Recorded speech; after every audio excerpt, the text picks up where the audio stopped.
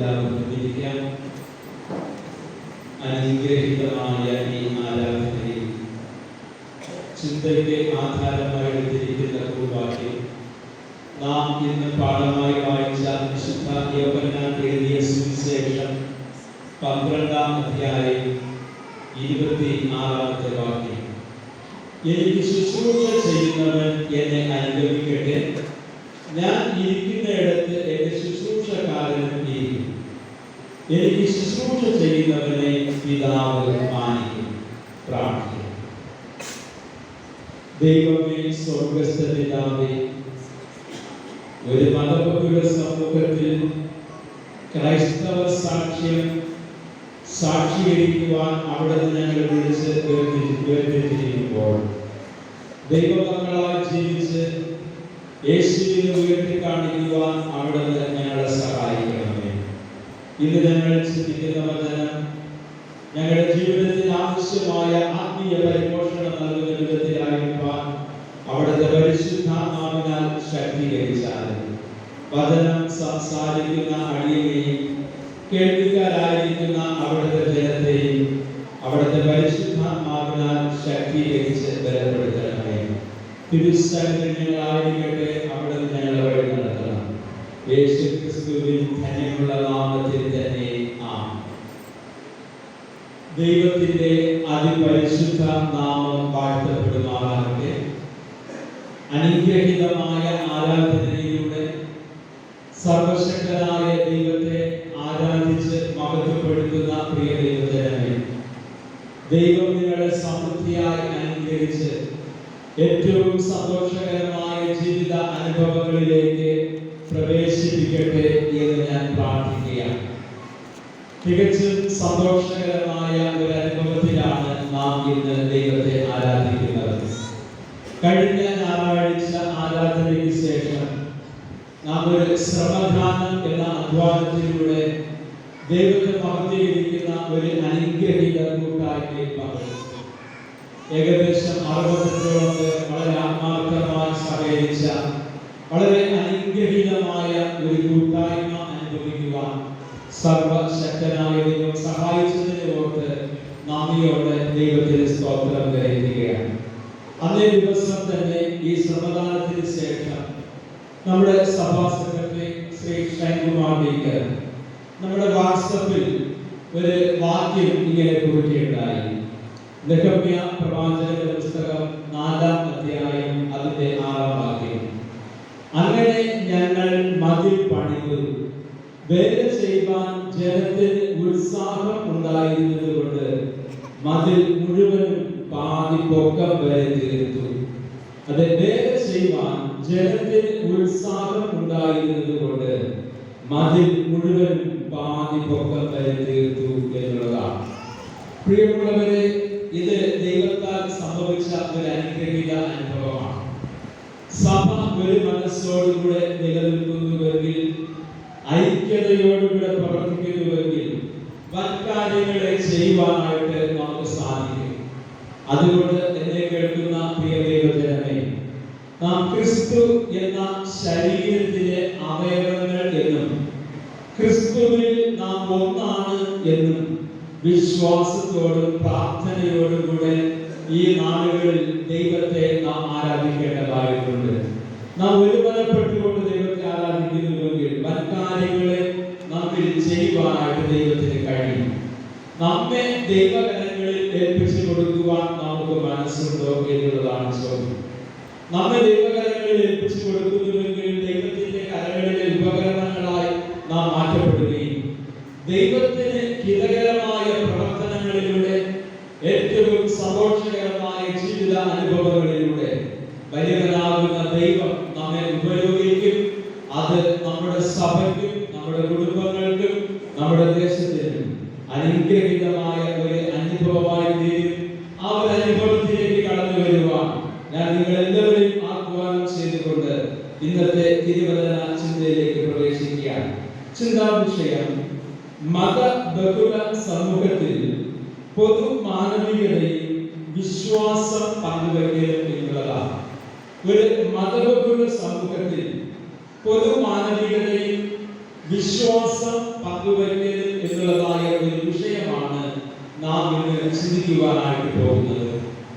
പ്രത്യേകിച്ച് ഒരു മതബഹുല സമൂഹമായിരിക്കുന്ന ഭാരത പശ്ചാത്തലത്തിൽ തികച്ചും ഭാരതീയമായ സംസ്കാരം പൈതൃകവും ഉൾക്കൊണ്ടുകൊണ്ട് നാം ഇന്ന് ജീവിക്കുമ്പോൾ ക്രിസ്തുവിലൂടെയുള്ള ഒരു പൊതു മാനവികതയും വിശ്വാസവും നമുക്ക് എപ്രകാരം പങ്കുവയ്ക്കുവാനായിട്ട് കഴിയും, അത് നാം ചിന്തിക്കുകയും അതിനനുസരിച്ച് നമ്മുടെ ശുശ്രൂഷകളെ നാം ക്രമപ്പെടുത്തേണ്ടതായ ആവശ്യമുണ്ട് എന്നുള്ളതാണ്. എന്നാൽ ഒരു മതബഹുല സമൂഹത്തിൽ നമ്മുടെ വിശ്വാസം പങ്കുവയ്ക്കപ്പെടണമോ?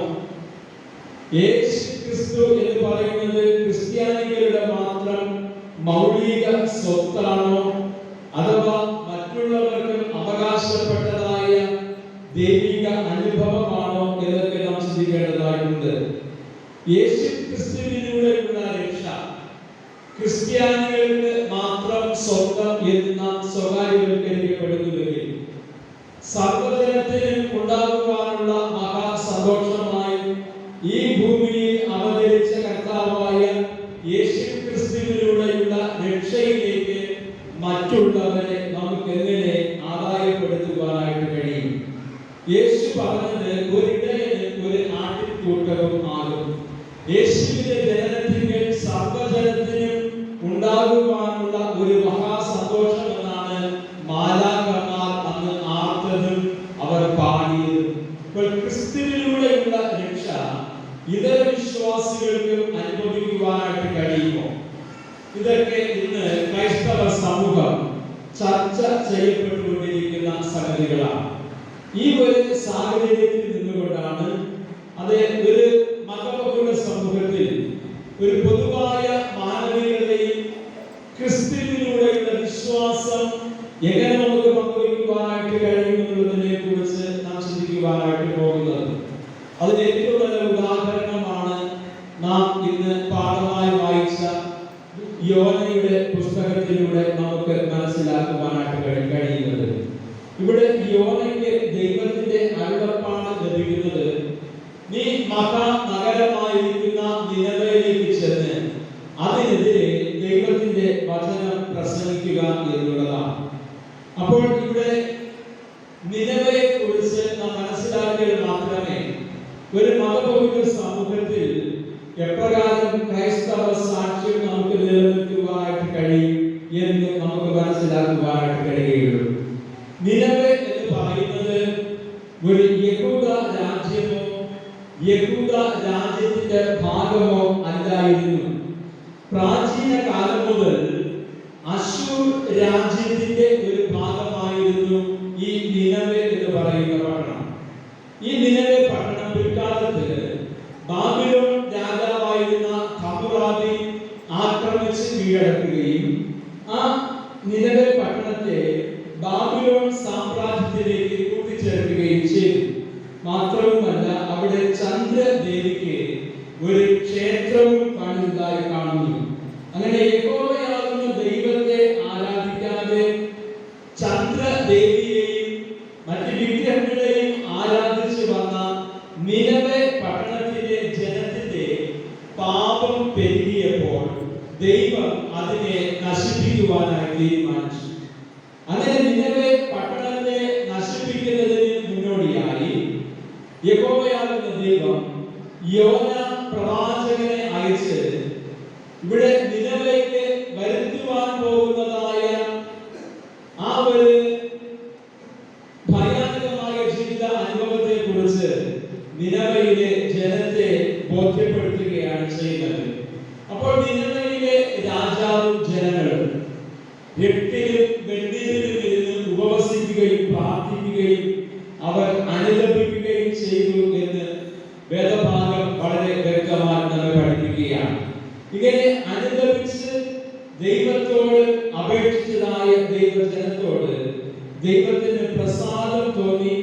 നാം ഇന്ന് പാഠമായി വായിച്ച യോനാ പ്രവാചകന്റെ പുസ്തകം 4-ാം അധ്യായത്തിന്റെ 12-ാം വാക്യം വായിക്കുമ്പോൾ അവിടെ യോനയുടെ വാക്കുകൾ വളരെ ശ്രദ്ധേയമാണ്. നീ കൃപയും കരുണയും ദീർഘക്ഷമയും മഹാ ദയയും ഉള്ള ദൈവമായി അനർത്ഥത്തെ കുറിച്ച് അനുഭവിക്കുന്നവനെന്ന് ഞാൻ അറിഞ്ഞു എന്ന് അവിടെ രേഖപ്പെടുത്തിയിരിക്കുകയാണ്. അപ്പോൾ ഇവിടെ തികച്ചും മനുഷ്യത്വപരമായി പ്രവർത്തിക്കുന്ന ഒരു ദൈവിക സാന്നിധ്യത്തെ കുറിച്ചാണ് നമുക്ക് മനസ്സിലാക്കുവാനായിട്ട് കഴിയുന്നത്. ഇവിടെ നാം മനസ്സിലാക്കേണ്ട മറ്റൊരു ചിന്ത, നിനവയിലെ ജനം ദൈവജനമല്ല, വിഗ്രഹ ആരാധികളായി ചന്ദ്രദേവിയെ ആരാധിച്ചു വന്ന ഒരു ജനം.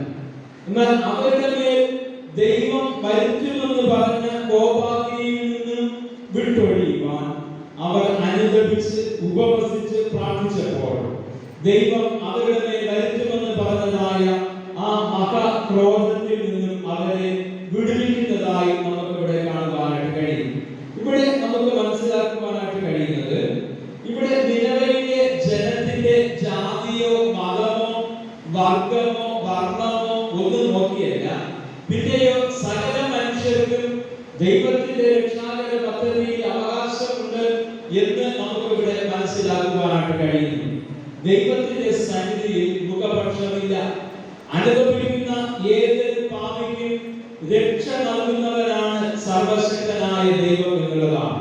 അപ്പോൾ അനുഭവിച്ച് മാനസാന്തരപ്പെടുന്നുവെങ്കിൽ ഏതൊരു വ്യക്തിക്കും രക്ഷ സമ്പാദിക്കുവാനായിട്ട് കഴിയുന്ന ഒരു അനുഭവത്തെ കുറിച്ചാണ് നമുക്കിവിടെ മനസ്സിലാക്കുവാനായിട്ട് കഴിയുന്നത്. ഇപ്പൊ നിലവിലെ ജനത്തിന്റെ മതമോ അവരുടെ ജാതിയോ വർണ്ണമോ വർഗമോ അല്ല, പിന്നെയോ അനുഭവിക്കുന്നവരെ മാനസാന്തരത്തിന്റെ അനുഭവത്തിലൂടെ രക്ഷാകരമായ അനുഭവങ്ങളിലേക്ക് സർവശക്തനായ ദൈവം വഴി നടത്തുന്നു എന്നാകുന്നു നമുക്ക് ഇവിടെ മനസ്സിലാക്കുവാനായിട്ട് കഴിയുന്നത്. അതിന് കാരണം ദൈവം കൃപയും കരുണയും ദീർഘക്ഷമയും ഉള്ളവനാണ് എന്നുള്ളതാണ്. എന്നാൽ യോനയെ കുറിച്ച് നമുക്കിവിടെ മനസ്സിലാക്കുവാനായിട്ട് കഴിയുന്നത്, യഹൂദ യാഥാസ്ഥിക മത ചിന്തകളുടെ പ്രതിനിധിയായി യോന ഇവിടെ നിലവിലേക്ക് വരുത്തുമെന്ന് ദൈവം പറഞ്ഞതായ ആ കഷ്ടതകളെ കാണുവാൻ ഇവിടെ നിലവെ പട്ടണത്തിന് പുറത്ത് ഒരു കുടിൽ കെട്ടി ഇവിടെ ലോക ജനതയ്ക്ക് സംഭവിക്കുവാൻ പോകുന്ന കാര്യങ്ങളെ മനസ്സിലാക്കുവാനായിട്ട് യോന ഇവിടെ ആയിരിക്കുകയാണ്. പ്രിയമുള്ളവരെ, നമുക്കിവിടെ മനസ്സിലാക്കുവാൻ കഴിയുന്നത്, ഇന്ന് ചില ക്രൈസ്തവ വിശ്വാസികളും ചിന്താഗതികളും ഇപ്രകാരമുള്ള അനുഭവങ്ങളിലൂടെയാണ് കടന്നുപോയിക്കൊണ്ടിരിക്കുന്നത്. മറ്റുള്ള ജനത്തിന്റെ അനർത്ഥം കാണുവാൻ ആഗ്രഹിക്കുന്നവർ. എന്നാൽ ദൈവത്തിന്റെ വചനങ്ങൾ പഠിപ്പിക്കുന്നത്, ദൈവം കരുണയും ദീർഘക്ഷമയുമുള്ള ദൈവം അനുഭവിക്കുന്നവരെ രക്ഷാകരമായ അനുഭവങ്ങളിലേക്ക് വഴി നടത്തുന്ന ദൈവമാണ്. അപ്പോൾ അനുഭവിക്കുന്ന ഏതൊരു പാപിക്കും ദൈവസന്നിധിയിൽ നിന്ന് അനുഗ്രഹങ്ങൾ പ്രാപിക്കുവാനായിട്ട് കഴിയും. അതാകുന്നു ദൈവത്തിന്റെ സന്നിധിയിൽ നിന്ന് നമുക്ക് ലഭിക്കുന്നതായ ഒരു മതപരമായ ഒരു ചിന്ത എന്നുള്ളതാണ്. ഏത് മതത്തിൽപ്പെട്ട വ്യക്തിയായാലും ഏത് വർഗത്തിൽപ്പെട്ട വ്യക്തിയായാലും രക്ഷ ദൈവത്തിന്റെ ദാനമാണ് എന്നുള്ളതാണ്. അപ്പോൾ ദൈവത്തിന്റെ വചനം പഠിപ്പിക്കുന്നത്, ക്രിസ്ത്യാനികളുടെ മാത്രം രക്ഷകനല്ല ക്രിസ്തു, അത് സർവ്വജനത്തിനും ഉണ്ടാകുവാനുള്ള ഒരു മഹാസന്തോഷമായി ഈ ഭൂമിയിൽ അവതരിച്ചവനാണ് യേശു തമ്പുരാൻ. ആ യേശുവിന്റെ രക്തം സകല പാപവും പോക്കി നമ്മെ ശുദ്ധീകരണമായ അനുഭവങ്ങളിലേക്ക് വഴി നടത്തുന്നതായിട്ട് നമുക്ക് എല്ലാവർക്കും മനസ്സിലാക്കുവാൻ കഴിയുന്ന ഒരു അനുഭവമാണ്. രണ്ടാമത്തെ ചിന്ത, നാം ഇന്ന് പാഠമായി വായിച്ച വിശുദ്ധ യോഹന്നാന്റെ സുവിശേഷം 12-ാം അധ്യായം 20 മുതൽ 26 വരെയുള്ള ഭാഗങ്ങൾ വായിക്കുമ്പോൾ ഇവിടെ പുറജാതിക്കാരായ യവനന്മാർ യേശുവിനെ സമീപിക്കുന്നതായിട്ട് നമുക്കിവിടെ മനസ്സിലാക്കുവാനായിട്ട് കഴിയുന്നു. അപ്പോൾ യേശുവിന്റെ അടുക്കലേക്ക് കടന്നു വരുന്നവർ മറ്റ് മതങ്ങളിൽ വിശ്വസിക്കുന്നവരും ഇതര മതാനുസാരികളും കർത്താവായ യേശുവിന്റെ അടുക്കലേക്ക് കടന്നു വരികയും യേശുവിലുള്ള രക്ഷ സമ്പാദിക്കുന്നതായിട്ടും നമുക്ക് മനസ്സിലാക്കുവാനായിട്ട് കഴിയുന്നുണ്ട്. അത് സുറഫോനിക്ക സ്ത്രീയും അതുപോലെ തന്നെ ശതാധിപനും മറ്റനേക ശമരിയ സ്ത്രീയും യേശുവിന്റെ അടുക്കലേക്ക് കടന്നു വന്നപ്പോൾ യേശു അവർക്ക് രക്ഷാമാർഗം നൽകിയത് അവരുടെ ജാതിയോ മതമോ നോക്കിയല്ല, യേശുവിൽ വിശ്വസിച്ച് അവനെ കൈക്കൊണ്ട് അവന്റെ നാമത്തിൽ വിശ്വസിക്കുന്ന ഏവർക്കും രക്ഷാകരമായ ഒരു അനുഭവം ദൈവം പ്രദാനം ചെയ്യുന്നു എന്നുള്ളതാണ്. ഇവിടെ കർത്താവായ യേശുവിന്റെ അടുക്കലേക്ക് കടന്നു വന്ന യവനന്മാർ, അവർ യഹൂദ മത അനുസാരികളോ മറ്റു വിഗ്രഹ ആരാധകരോ ആയിരിക്കാം. എന്നാൽ അവർ ആരായിരുന്നാലും സത്യാന്വേഷകരും ആത്മീയ തീക്ഷ്ണത ഉള്ളവരുമായിരുന്നു എന്ന് നമുക്ക് മനസ്സിലാക്കുവാനായിട്ട് കഴിയും. ഒരു പക്ഷേ കർത്താവായ യേശു യേശുവിന്റെ ദേവാലയത്തിലേക്ക് കടന്ന് അവിടെ വിശുദ്ധീകരിക്കുന്നതായ ഒരു അനുഭവം ഇവർ കണ്ടിരിക്കാം. അങ്ങനെ യേശുവിന്റെ ആ ഒരു വ്യക്തിപ്രഭാവത്തിൽ ആകൃഷ്ടരായി യേശുവിനെ അനുഗമിക്കുവാനായി കടന്നു വന്നവരായിരിക്കണം. യേശു അവരോട് പറയുന്നതാണ് ഇന്നത്തെ കുർബാന: എനിക്ക് ശുശ്രൂഷ ചെയ്യുന്നവൻ എന്നെ അനുഗമിക്കട്ടെ, എനിക്ക് ശുശ്രൂഷ ചെയ്യുന്നവനെ പിതാവ് മാനിക്കും എന്നുള്ളതാണ്. അപ്പോൾ ഒരു വിഭാഗത്തെ അല്ല യേശു പ്രതിനിധാനം ചെയ്യുന്നത്.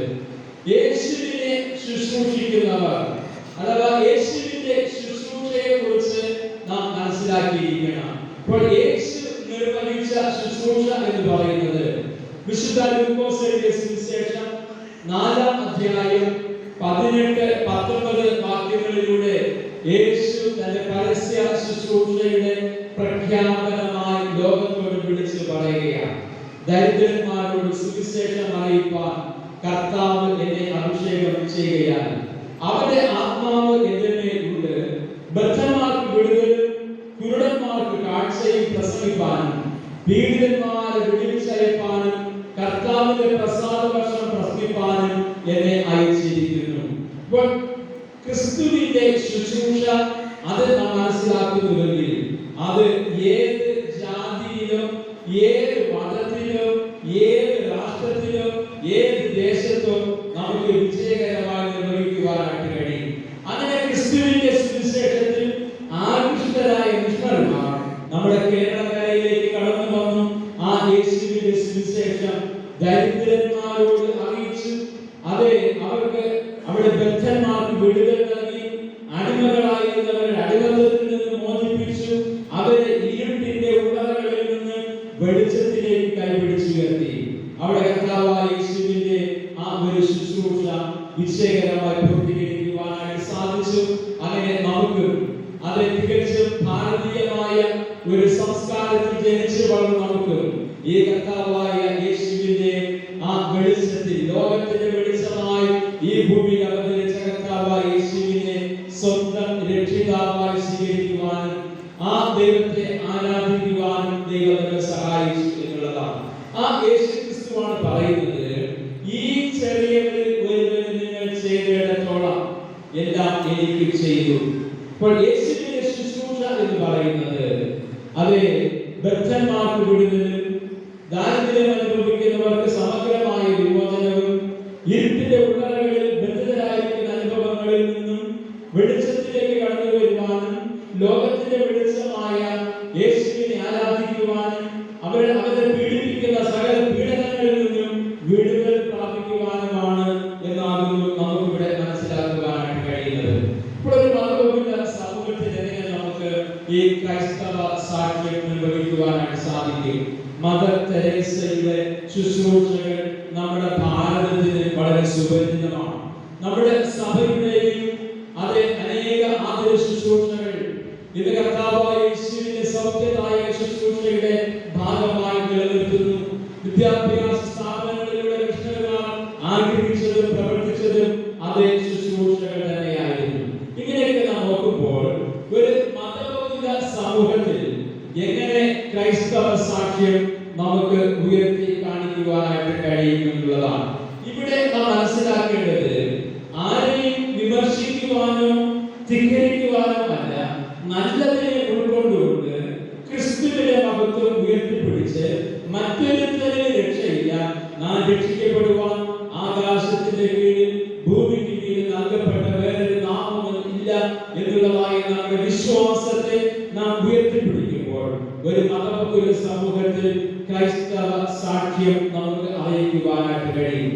ഇവിടെ നാം മനസ്സിലാക്കേണ്ടതായ ചില യാഥാർത്ഥ്യങ്ങളോട് ദൈവത്തിന്റെ വെളിപ്പെടുത്തപ്പെട്ട അനേക അവതാരങ്ങൾ ഉണ്ടായിരിക്കാം. കാലാകാലങ്ങളിൽ അവർ ഈ ഭൂമിയിൽ അവതരിക്കുകയും പാപികളെ നിഗ്രഹിക്കുകയും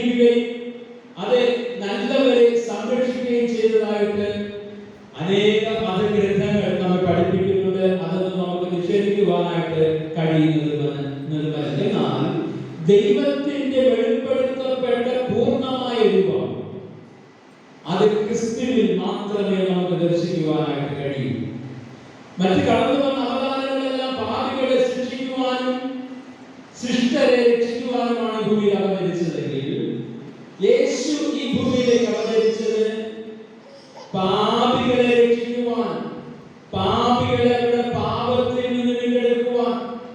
അത് യേശു കാൽവരി ക്രൂശിൽ യാഗമായി തീർന്ന് ആ യേശുവിന്റെ രക്തം സകല പാപവും പോക്കി സകല പാപികളെയും രക്ഷാകരമായ അനുഭവങ്ങളിലേക്ക് കൈവരുത്തുന്ന പിതാവായ ദൈവത്തിന്റെ വെളിപ്പെടുത്തപ്പെട്ട ഏറ്റവും പൂർണ്ണമായ ഒരു രൂപമാണ് ക്രിസ്തുവിന്റെ ആ ഒരു രൂപത്തിലൂടെ നമുക്ക് ദർശിക്കുവാനായിട്ട് കഴിയുന്നത്.